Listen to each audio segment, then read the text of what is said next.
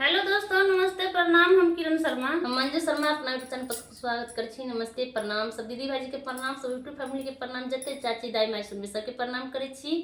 आ भोला बाबा के कृपा से हर हर महादेव, जय शिव शंकर, जय भोलेनाथ। आ सबके भोला भोला बाबा के कृपा से सब कोई निक रहू, मस्त रहू, स्वस्थ रहू और सभी के साथ सबके विकास, सबके आगे बढ़ते रहो। और हम दोनों देवरानी जेठानी जा रहा छी बहुत प्यारा से भोला बाबा के नचारी गीत गाओ। अहाँ सब जरूर सुनब, कमेंट करके जरूर बताब किनका सबके हमर सबके गीत पसंद अबै। और अहाँ सब ज़्यादा से ज़्यादा शेयर करे के जरूर कोशिश करो। प्यारा आशीर्वाद जहिना दै छी तहिना दैत रहू और आगा बढ़ाबैत रहू। बहुत प्यारा से हम सब नचारी गीत गाओ। बाबा यो डमरू किया बजलिए, हम तब ते चलिए ना। बाबा यो डमरू किया बजलिए, हम तब ते चलिए ना। अब ते चलिए ना यो बाबा, चंदन घसते चलिए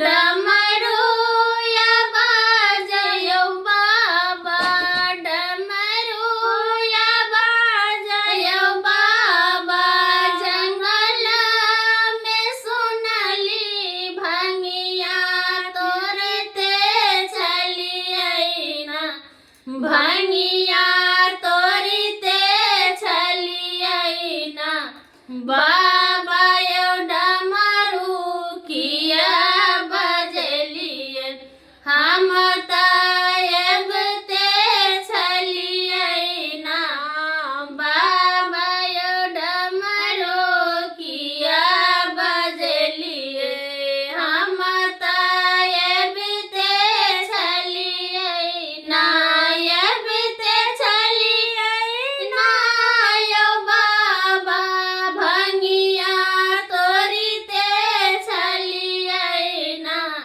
अब ते चली आईना यो बाबा भंगिया तोरी ते चली आईना